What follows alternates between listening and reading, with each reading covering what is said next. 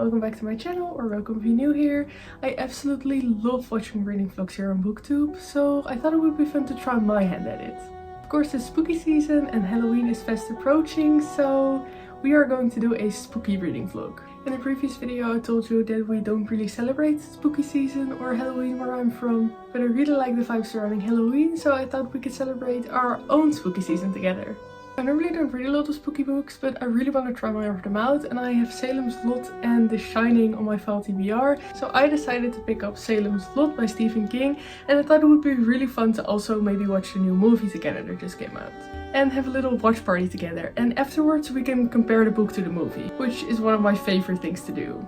I am that annoying person who watches a movie with someone and points out all the things that didn't happen in the book or happened differently in the book, which is probably so tiring for people who haven't read the book.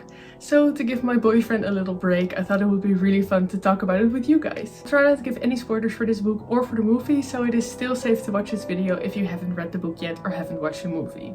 I haven't really been scared by any book so far, but I do get scared by scary movies, so I hope this isn't too scary. I don't know a lot about this book, but I will probably, hopefully, figure that out once I start it. So, without further ado, let's get into it.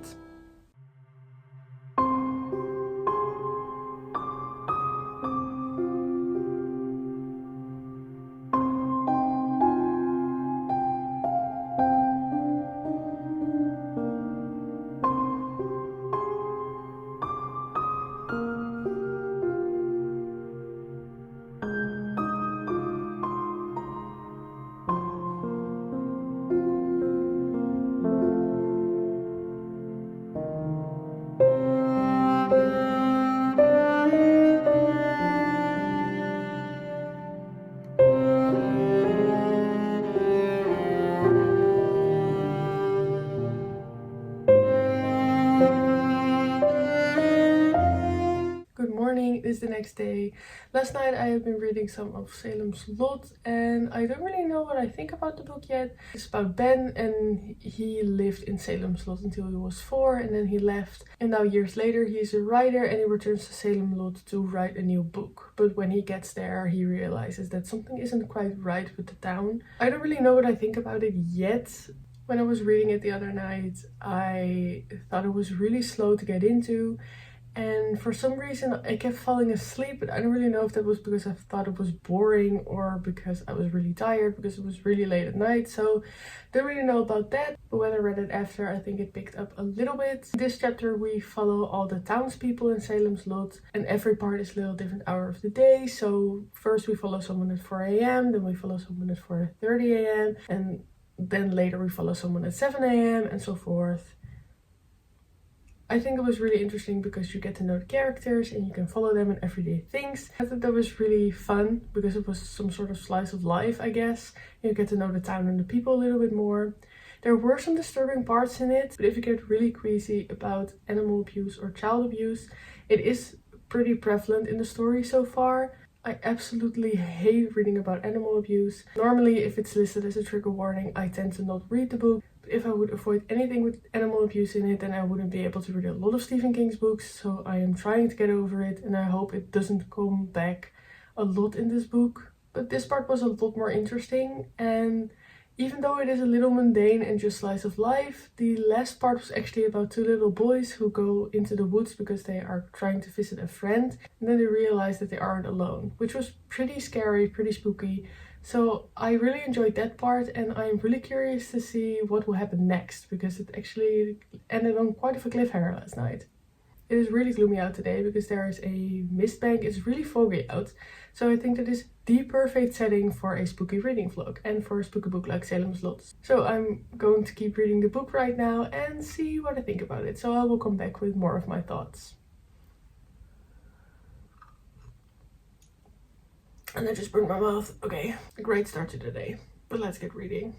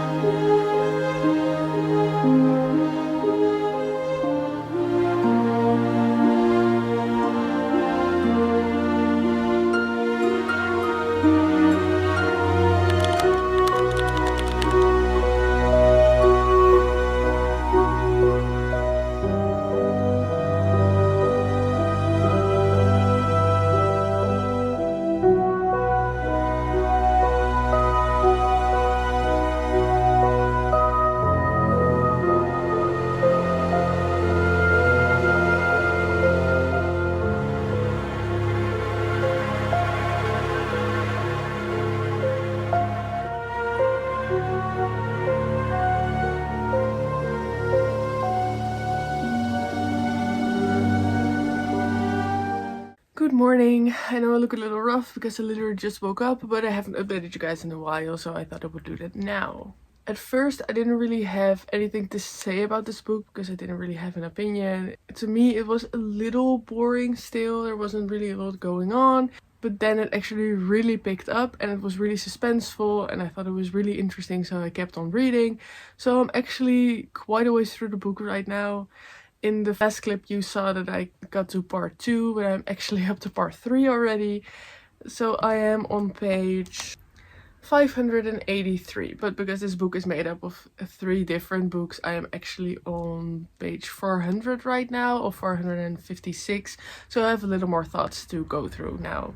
So like I said, at first it was still a little bit boring in my opinion. The world building, it was really long, like 200 pages long, and I don't think it had to be that long. But I think it was really interesting that we got to see all of the townspeople. It feels like every single person in town actually plays a role, because at first we get to learn about the sons of a random farmer in the town, and I was like, why do we need to know this? But actually, the more you get into the story, it just feels like everything comes together, and I thought that was really interesting. So everyone has a place in the story. That is just really interesting to me, because you follow like 15 plus characters. So I was like, why do we need all these characters? But actually, it just really comes together in the story, which I really liked. I also really liked that for some reason the Marston house, which is a house on top of a hill on the edge of town, which looms there and looks really spooky, also feels like its character in its own right. At the beginning of the story, a stranger moves into the house, and starting from there, things start to go wrong in the town. And that was really interesting to me because of all the descriptions and characters talking about the house as like it was a character made it really feel like it was a character in the story. Just like the town itself, we actually see a lot of descriptions about the town, like which road is where and what shop is where and how the road lays compared to another road and which road goes into which other road. And at first I thought, why do I need all these things? I thought it was really boring and it made me want to fall asleep, because I thought, why do we need all of this? If you want me to know what the town looks like, just give me a map, okay? Just give me a map in the book. But after a while I actually really started to like it, because I could really visualize what the town looked like, and because of that I also think that the town started to feel like a character, which I thought was really interesting. Especially the way they talk about the town. Like, the town did this and evil is coming to the town. I don't know. For some reason, it just felt like the town itself became a character. And I thought that was really interesting. There were some parts that I really didn't like about the book still, because there are some more instances about child abuse and animal cruelty. And I just really don't like reading about it. And to me, I don't think those parts have to be in here. Maybe the themes just go right over my head because English isn't my first language, but really to me these things don't have to be in the story at all, and it really takes me out of it. There were some spooky parts in the book so far, but I just really think that the child abuse and animal cruelty feel really disturbing, and I just really don't like reading about it. It's not that I'm just spooked, because yes, the book is supposed to do that, but for me it was too disturbing and didn't have a place in the story. So I didn't really like that. And like I said, I also think that the first 200 pages could have been 100 pages maybe. But I really enjoy it right now. It is really suspenseful. Without giving you spoilers, we are now in the 3rd act, and someone or something has been living up in the Marston house, and ever since they have taken residence there, something has gone wrong in the town. For some reason, a lot of people have started to disappear, and our group of main characters is trying to fight the evil that has been living in the house. And I am so fascinated about seeing where it will go next, because it is really suspenseful so far. And I really had to put it away because it was already getting too late, but I just really wanted to keep reading. And I only have 56 pages left, so I do think I can finish it today. But I am reading this very slowly, so it will take me at least 2 hours to read it, but I think I can do that today. So let's just keep on reading.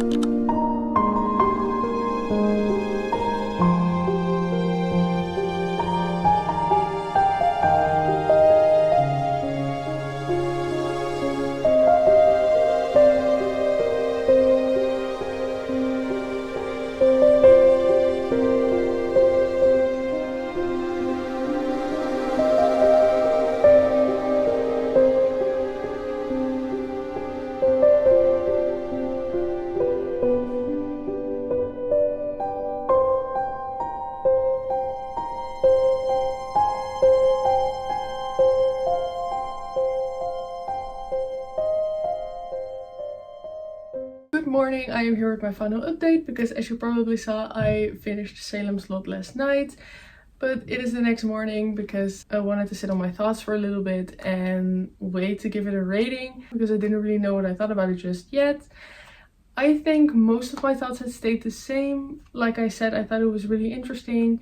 I just didn't really like the use of trigger warnings that weren't necessary in my opinion. On top of the child abuse and the animal cruelty that I talked about previously, there is also a mention of SA in this book. It isn't really graphic or anything, but I just thought it was really unnecessary to even put in the book because it is definitely used as a plot device.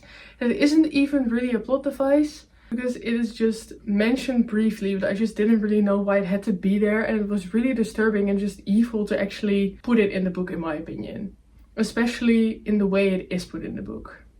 But I think the ending was really interesting. I was on the edge of my seat for a lot of it. I thought it was really cool. I also think it is very interesting how Stephen King uses kids in his stories sometimes. One of our main guys at the end that was going to be in the final battle was a kid called Mark. I just thought he was so badass and I really liked reading about him. The stuff that happened at the ending was a little more spooky than the rest of the book in my opinion, so I really liked that. But the book didn't really scare me, which I was a little disappointed by, but as I told you, I haven't really been scared by any book, so it wasn't really surprising to me, unfortunately.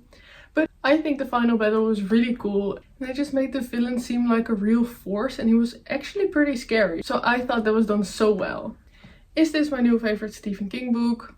No, it isn't. But I really enjoyed it for what it was, and I think I would give it a 3.5 or 3.75 stars. I think it was fine. I enjoyed some parts of it. Like I said, I didn't enjoy some other parts of it, but I thought the vibes and the atmosphere in this book were perfect for fall. I especially liked the town setting, and then we got to know all the people in the town. I just really liked that part of it. I think some of the themes in this book were a little on the nose, like the good versus evil, the good being the church and the evil being the bad guys. I didn't really mind that. I didn't really love it. I just thought it was fine. So now to talk about the movie. Oh gosh. Like I told you, I really wanted to talk about the differences between the movie and the book, and man, were there many. When I watched the trailer for the movie, I thought I would be really scared because it looked really scary, and I normally don't really like movies like that. I don't really do jump scares, and I thought it was going to be really scary. I wasn't really looking forward to it because I didn't think the book was scary, but I just knew that the movie was going to be because of the things that happened in the book. But when I watched it, it was so unintentionally funny. It was so funny I laughed out loud multiple times because it was so bad it was funny, you know? I really want to talk about something, but I really don't want to spoil anything for you. So if you don't want any spoilers for the book or the movie, then please skip to this time. I don't know if this is a big spoiler because they literally tell you this in the summary of the movie, so I don't know how big a spoiler it is, but if you really don't want to know anything, please skip to this time. I will give you 5 seconds. Are you gone? This is your last warning. I will talk about some maybe mild, maybe big spoilers right now. For some reason, I don't know if I'm the only one, I thought that this book was going to be about witches because it is Salem's Lot, and I think Salem is normally associated with witches. But this book is about vampires, and because of that, some things in the movie were so funny. Because I don't want to talk bad about any movie or whatever, but the special effects were worse than Twilight. Really. They were. I was watching the movie by myself, and my boyfriend was also in the living room, and sometimes he would look to the side to the TV and then he would just see random vampires flying everywhere, and he would even laugh. He didn't even know what this was about. He doesn't like horror movies at all, and he wasn't spooked at all. There was nothing to be spooked about, in my opinion. There was maybe one scene which I thought was a little spooky, a little scary, but that scene just leads into more vampires flying everywhere. So again, it wasn't really scary in my opinion. Then to talk about the differences, I thought some of the differences were a little weird because we have Jimmy, he's the doctor in Salem's Lot. He helps the main characters fight the bad guy, but in the movie it is actually a woman. And I don't really think that it changes anything. I didn't mind either way, but I just don't really know why they chose to do that. I mean, it was fine. I didn't hate it, but I just don't know why a change was made, you know? There were some things in the movie that I just really didn't understand because some characters had a really different role in the movie than they had in the book. Characters die in a different order, which I also thought was interesting and a little weird. Especially the ending was so different from the book, and I don't really know why they changed it that much, because the entire location was changed and I don't really know why they changed it. But also the rules surrounding the evil and the bad guy were so different in the movie, which I thought was really weird. And also, the book kind of ends on a open ending. It's kind of ambiguous, but the movie just ends right there with no loose ends, and there isn't really an open ending because you already know what happened. I just thought that was a little weird, but like I said, the movie was so hilarious to me. I would recommend this movie, especially if you don't really take it that seriously and you want to watch something spooky, but you or your family normally don't really watch anything spooky or are new to the horror genre. I think this would be a perfect introduction to it. Or if you just want a really fun time on Halloween, I think this is perfect to watch together with some friends and have a really fun time. No, the movie wasn't good in my opinion, but I thought it was really funny. It was so campy. I just don't really know how they took that movie from the book I just read, but nevertheless, I really liked it. I had such a fun time, so I'm not mad about it. If you couldn't already tell, no, I didn't think the movie was scary at all. But that was actually all I have for you guys today. I had a really fun time making this video. I thought it was so fun to read a book and then watch the movie and compare the two. And I also really liked how unintentionally funny the movie was, because that made it a really fun time. I really hope you like coming along with me and watching a movie together and making our own spooky season. Please let me know if you were at Salem's Lot and what you thought about it, or if you're planning to watch the movie, or just tell me what your plans for Halloween are. I'd really love to know. Thank you so much for watching. I hope you liked it as much as I love making it, and I hope you have a great Halloween. See you in the next one. Bye!